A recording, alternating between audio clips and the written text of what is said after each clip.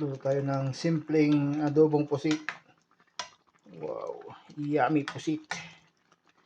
Ayan. Sus, oh, taob na naman po ang ating bahaw dyan. Extra rice sa pusit na ito. Taob na naman. Ayan. Simpleng adobong pusit. Ayan po. Ginisa sa butter.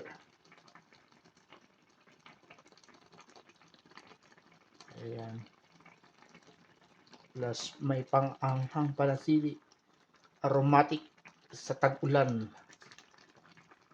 Ayan.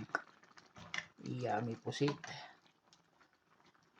So, huwag natin pakuluan ng masyadong matagal kasi lalong kukunat.